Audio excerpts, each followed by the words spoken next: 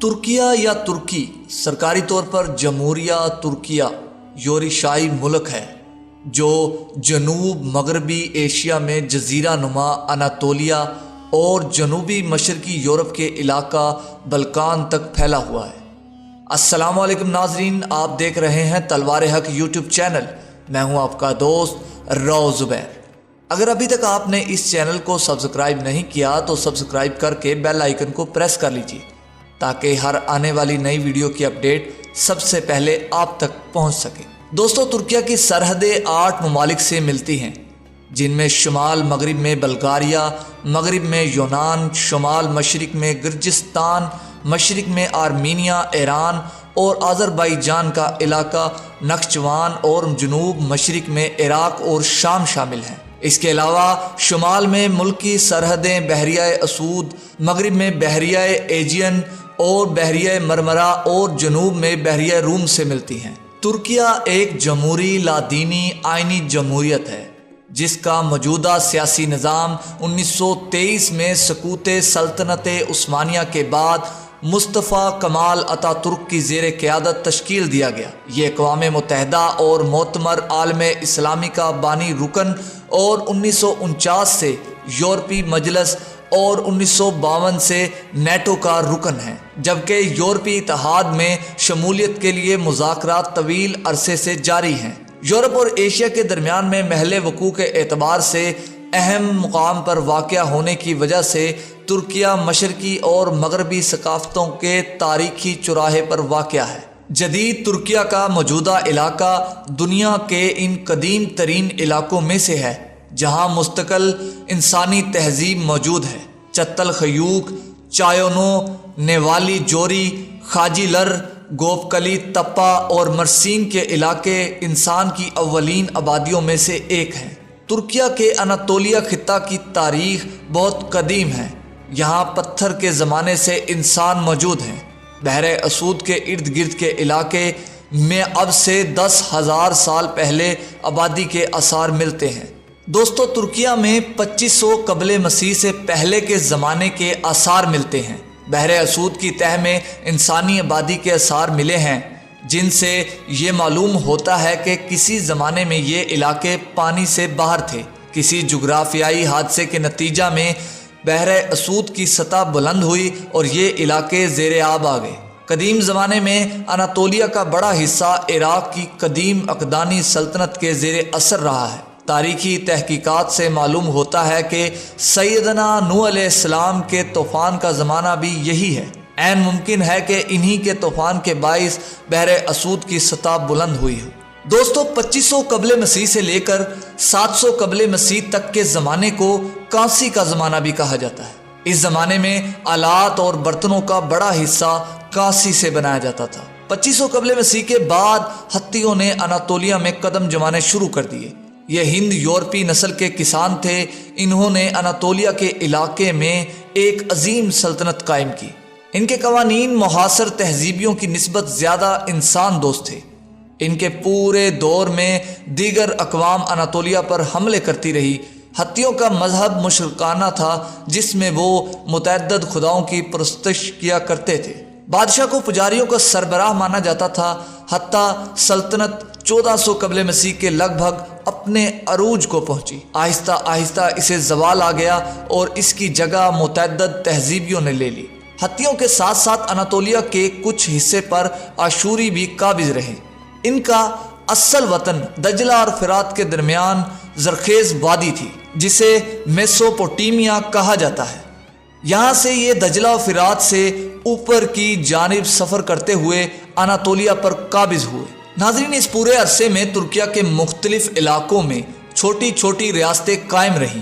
مغرب کی جانب سے یہ یونانی اقوام کے زیر اثر رہا، جبکہ مشرقی جانب سے یہ عراق کی قدیم سلطنتوں کے زیر اثر رہا۔ اس زمانے میں مغربی ترکیہ میں آیونیا تہذیب، فرائیجیا تہذیب اور ٹرائی کی تہذیب غالب رہی۔ دوستو، 700 قبل مسیح سے 330 عیسوی تک کے دور کو لوہے کا دور بھی کہا جاتا ہے۔ لوہے کے دور کا آغاز سیدنا داؤد علیہ السلام سے ہوا۔ قرآن مجید کے مطابق اللہ تعالیٰ نے ان کے ہاتھ میں لوہے کو نرم کر دیا تھا جس کے باعث انہوں نے لوہے کی وسیع سلطنت قائم کی۔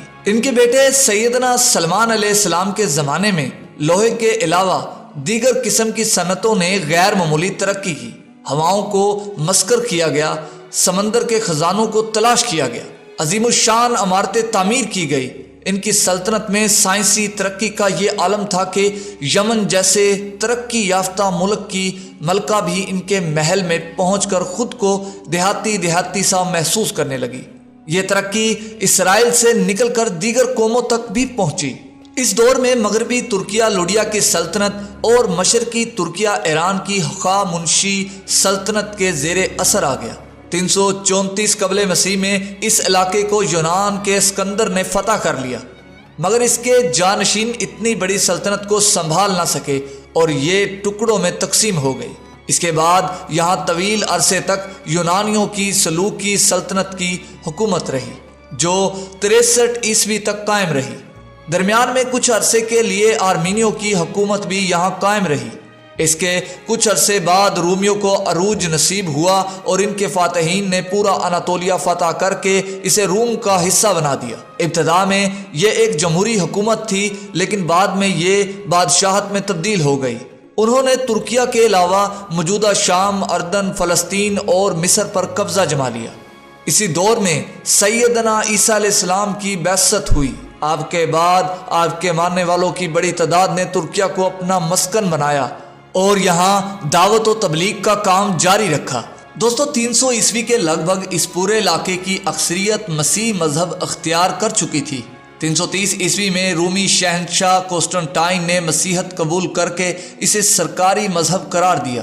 یہی وہ بادشاہ ہے جس نے موجودہ استنبول کے مقام پر عظیم شہر قسطنطنیہ بسانے کا حکم دیا، جو اس کا دارالحکومت قرار پایا۔ اس سے پہلے یہ ایک چھوٹا سا شہر تھا جو بازنطین کہلاتا تھا۔ 7ویں صدی کے دوران مسلمانوں نے شام اور مشرقی ترکیہ کو فتح کر لیا، جس کے نتیجہ میں رومی سلطنت صرف اناطولیہ کے مغربی علاقوں تک محدود ہو گئی۔ 1037 عیسوی میں اس علاقے میں تغرل بیگ نے سلجوقی سلطنت کی بنیاد رکھی۔ مشرقی اور وسطی اناطولیہ پر سلجوقوں اور مغربی ترکیہ پر رومنوں کی حکومت رہی۔ سلجوقی سلطنت کے زوال پر اس کی باقیات سے عثمانی ترکوں نے جنم لیا اور مشرقی ترکیہ پر اپنی حکومت قائم کر لی۔ 18ویں سے 13ویں صدی قبل مسیح میں یہاں ہتھیوں نے پہلی بڑی ریاست تشکیل دی۔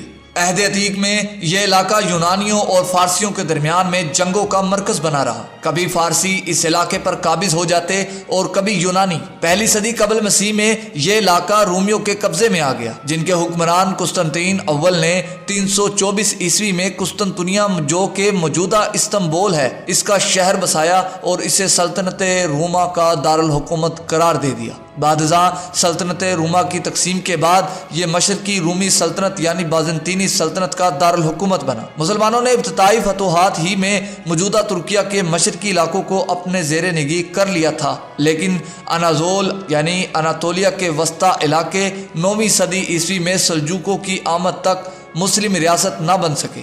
بلاد اسلامیہ پر چنگیز خان کی یلغار کے بعد ترکوں نے وسط ایشیا سے ہجرت کر کے اناضول کو اپنا وطن بنایا۔ جنگ ملاز کرد میں رومیوں پر سلجوقیوں کی عظیم فتح نے اس علاقے کے مستقبل کا فیصلہ کر دیا اور یوں ترکیہ کا بیشتر علاقہ ہمیشہ کے لیے بلاد اسلامیہ کا حصہ بن گیا۔ سلجوقیوں کے زوال کے بعد ترکیہ کے سیاسی منظرنامے پر عثمانی ابھرے، جنہوں نے اسلامی تاریخ کی سب سے عظیم ریاست سلطنت عثمانیہ تشکیل دی۔ سلطنت عثمانیہ 631 سال تک قائم رہی اور 16ویں اور 17ویں صدی میں دنیا کی سب سے طاقتور سیاسی قوت بنی۔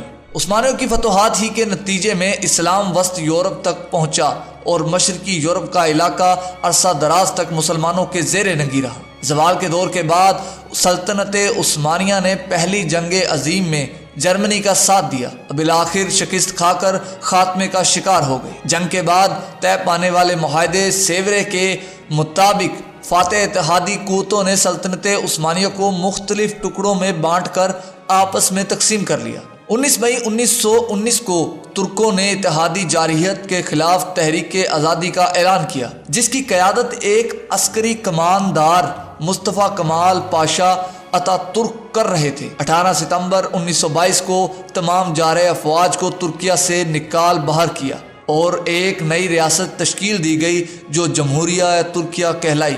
1 نومبر 1922 کو ترک مجلس نے خلافت کا خاتمہ کر دیا اور یوں اس طرح 631 سالہ عثمانی عہد کا خاتمہ ہو گیا۔ 1923 کو معاہدہ لوزان کے تحت بین الاقوامی برادری نے نو تشکیل شدہ جمہوریہ ترکیہ کو تسلیم کیا۔ اگلے چند سالوں میں مصطفیٰ کمال نے، جسے ترکوں نے عظیم خدمات پر اتا ترک کا لقب دیا تھا، وسیع پیمانے پر اصلاحات کی۔ جدیدیت کے نام پر کی گئی یہ اصلاحات دراصل ملک کے مذہبی تشخص کے خاتمے کی کوشش تھی۔ ترکیہ زبان کے رسم الخط کی عربی سے لاطینی کی جانب منتقلی اور لادینیت اختیار کرنے کا اعلان قابل ذکر ہے۔ مصطفیٰ کمال، جنہیں عظیم خدمات کے صلے میں قوم نے اتا ترک یعنی ترکوں کا باپ کا خطاب دیا تھا، 1938 میں انتقال کر گئے۔ ان کے نائب عصمت انونو ملک کے دوسرے صدر بنے اور ان کے دور میں اتا ترک کی اصلاحات کو جاری رکھا گیا۔ دوسری جنگ عظیم میں ابتدائی طور پر ترکیہ غیر جانبدار رہا، لیکن آخری مراحل میں محض خیر سگالی کے تحت اتحادیوں کا ساتھ دیا اور بعد ازاں اقوام متحدہ کا بانی رکن بنا۔ دوسری جنگ عظیم کے بعد اشترا کی بغاوت سے نمٹنے میں یونان کی مشکلات اور ترکیہ کی آبناؤں میں عسکری اڈے قائم کرنے کے سوویت مطالبات کے نتیجہ میں ترکیہ کا جھکاؤ امریکہ اور مغرب کی جانب ہو گیا۔ اس سلسلے میں مغرب کی جانب سے بڑے پیمانے پر ترکیہ کی عسکری و اقتصادی مدد کی گئی۔ کوریائی تنازع میں اقوام متحدہ کی افواج میں شرکت کے بعد 1952 میں ترکیہ نے شمالی اوقیانوسی معاہدے کی تنظیم یعنی نیٹو میں شمولیت اختیار کی۔ جولائی 1974 میں قبرص میں ترک مسلمانوں پر مسیح یونانی آبادی کے وسیع مظالم پر ترکیہ نے قبرص میں جارحیت کی، جس کے نتیجے میں ترک جمہوریہ شمالی قبرص قائم ہوئی، جسے اب تک ترکیہ کے علاوہ کسی ملک نے تسلیم نہیں کیا۔ آج بھی قبرص کا جزیرہ 2 حصوں میں منقسم ہے۔ ترکیہ آئین کے تحت مسلح افواج کو ترک آئین و ملکی سلامتی کا محافظ قرار دیا گیا۔ اس طرح فوج کو مختلف مواقع پر بغاوت کر کے جمہوریت کو تہ و بالا کرنے کا موقع ملا ہے اور انہوں نے متعدد بار جمہوری حکومتوں کا تختہ الٹا ہے، جن میں 1960 عیسوی کی بغاوت سب سے اہم ہے، جو وزیر اعظم عدنان مہندریس کی اصلاحات کے خلاف تھی، جنہوں نے ملک کو لادینیت کے نئے مفاہیم سے روشناس کرایا اور مذہب خصوصاً اسلام پر لگائی گئی بے بنیاد پابندیاں اٹھائی۔ فوج نے اقتدار پر قبضہ کر کے عدنان اور ان کے ساتھیوں کو تختدار پر چڑھا دیا۔ 1970 کے عشرے میں ملک میں امن و امان قائم رکھنے میں ناکام مخلوط حکومتوں سے بیزار ہو کر ستمبر 1980 عیسوی میں فوج نے ایک مرتبہ پھر اقتدار سنبھال لیا۔ مارشل لا ضوابط کے تحت کئی ہزار افراد پکڑ دھکڑ کی زد میں آئے۔ ان میں سے کئی ہزار کو تخریب کاری کا مجرم قرار دے کر قید و بند کی صعوبتوں جھیلنا پڑی اور کئی کو سزائے موت بھی دی گئی۔ 1982 میں ترکیہ میں نیا آئین نافذ کیا گیا۔ 1999 میں فوجی سربراہ کی جگہ تورغوت اوزال صدر بنے۔ صدر اوزال نے ترک معیشت کو جدید خطوط پر استوار کیا اور بین الاقوامی سطح پر ترکیہ کے رتبے کو کافی بلند کیا۔ وہ 1993 میں انتقال کر گئے۔ مئی 1993 میں وزیر اعظم سلیمان دیمرل صدر منتخب ہوئے۔ جون 1993 میں سابق وزیر معاشیات تانسو چلر دیمرل کی جگہ رائے حق پارٹی کی سربراہ منتخب ہوئے اور یوں وہ ترکیہ کی پہلی خاتون وزیر اعظم بنی۔ ناظرین، اگر آپ ترکی کے بارے میں مزید جاننا چاہتے ہیں تو ہماری اس ویڈیو کو لائک کریں اور کمنٹ باکس میں اپنی رائے کا اظہار کریں۔ امید کرتے ہیں آپ کو ہماری یہ ویڈیو پسند آئی ہوگی۔ پسند آنے کی صورت میں ہی ہم اگلی ویڈیو کی جانب قدم بڑھائیں گے۔ اسی کے ساتھ تلوار حق کی ٹیم کو دیجیے اجازت۔ اللہ نگہبان۔